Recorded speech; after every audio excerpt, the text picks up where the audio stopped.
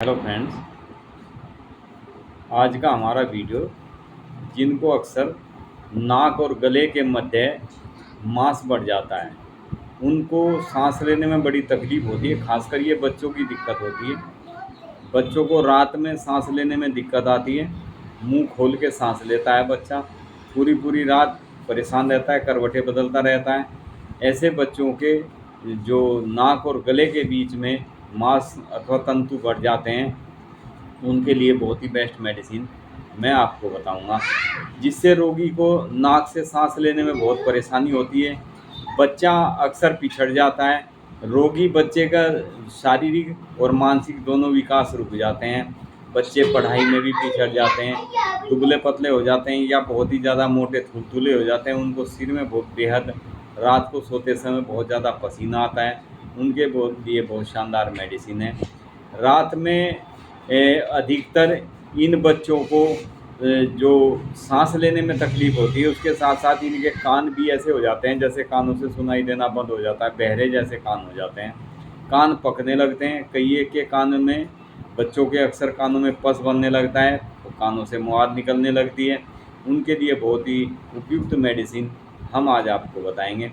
सर्दी के मौसम में अक्सर ये चीज़ें ज़्यादा दिक्कत होती है। जो बच्चे अक्सर बाहर की चीज़ें ज़्यादा पसंद करते हैं, खट्टा वट्टा ज़्यादा खाते हैं, उनको अधिकतर ये इन दिक्कतों का सामना करना पड़ता है। ये मेडिसिन एडनोइड्स जब पकने लगते हैं तो बच्चे को अक्सर गले में भी दर्द रहने लगता है, टॉन्सिल बढ़ जाते हैं, टॉन्सिल में भी कई बार पस बन जाते हैं, उसमें भी बहुत शानदार कार्य करती है ये मेडिसिन। फ्रेंड्स, इस मेडिसिन को यदि बच्चे को आप कंटिन्यू कुछ समय तक देते हैं तो बच्चे के नाक और गले के बीच में जो बढ़े हुए तंतु होते हैं वे समूल नष्ट हो जाते हैं, बिल्कुल ख़त्म हो जाते हैं।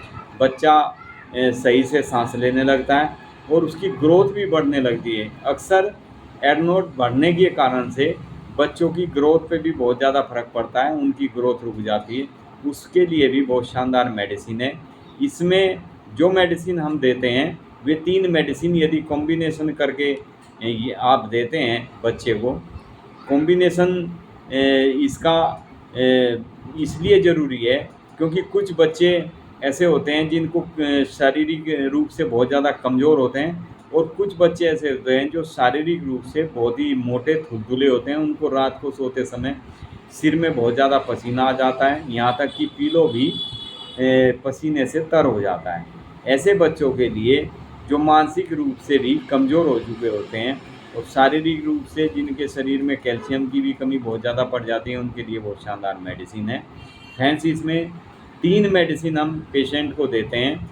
बच्चा बड़ा किसी को भी ये शिकायत हो तो विद इन 3 मंथ, यानी यदि 2-3 महीने आप इस मेडिसिन को कंटिन्यू देते हैं तो नाक के अंदर बढ़े हुए मांस का ऑपरेट कर देती है ये मेडिसिन।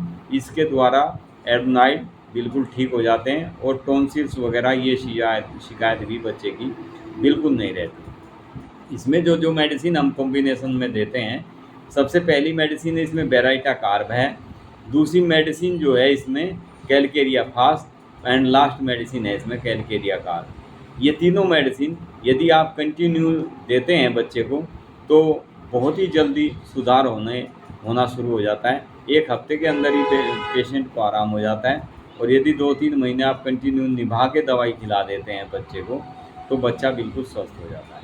तो फ्रेंड्स, ये था आज का हमारा वीडियो, नाक और गले के मध्य तंतुओं का बढ़ जाना यानी एडनोइड का बढ़ जाना। Thank you friends.